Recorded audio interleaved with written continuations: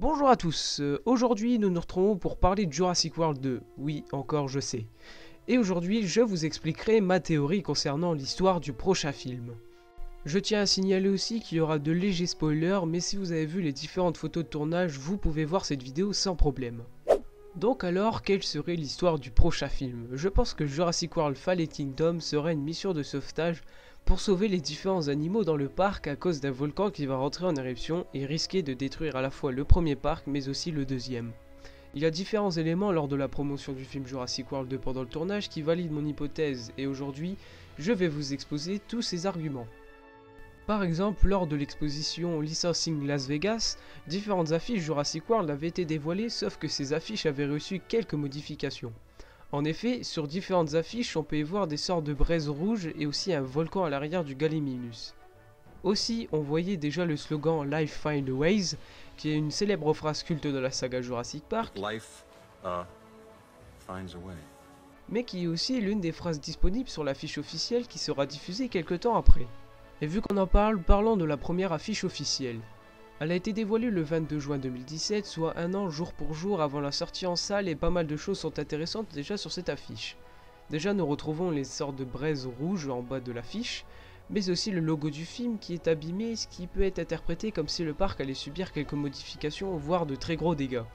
Et surtout le titre du film, Fallen Kingdom, qui se traduit en français par Royaume déchu, ce qui laisse bel et bien présager que ce sera la fin du royaume de Jurassic World, et de Jurassic Park aussi je pense.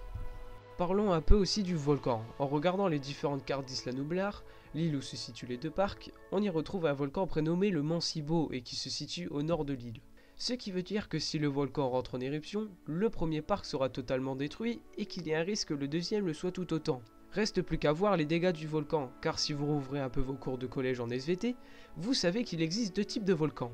L'explosif, et comme son nom l'indique, il explose littéralement comme par exemple le Vésuve en 79 après Jésus-Christ, et le volcan effusif qui quant à lui rentre seulement en éruption et ne rejette seulement que de la lave. Je pense que dans le film, nous aurons seulement droit à un volcan effusif, car au vu des différentes photos de tournage, de la fumée était présente et non pas de décor détruit ou bien même question que l'île soit détruite. Parlons de cette fameuse histoire de sauvetage. Sur les différentes photos de tournage à Hawaï, on y retrouve différentes cages, plus ou moins grosses, et on y retrouve pas mal d'espèces, comme par exemple le stégosaure ou le stygimoloch. Aussi, sur une des photos postées par le producteur Frank Marshall sous Twitter, une en particulier est intéressante pour cette fameuse mission de sauvetage. Sur une photo, on peut y voir deux phrases. Une sur la pancarte du dinosaure à l'avant avec écrit Save Our Souls, super accent n'est-ce pas, qui se traduit en français par Sauver nos dinosaures. Puis à l'arrière de l'affiche, on peut y lire le hashtag We Can Save Them, qui se traduit en français par Nous pouvons les sauver, qui sera la phrase d'accroche je pense de la promotion du film comme l'a pu être le parc est ouvert pour Jurassic World. Et le dernier point qui pourrait confirmer mon hypothèse, c'est encore un tweet de Frank Marshall qui fait mention qu'ils ont terminé de tourner deux films avec pour thème un volcan. Rien que pour ça, ça pourrait nous mettre sur cette piste si Frank Marshall fait référence à Jurassic World 2.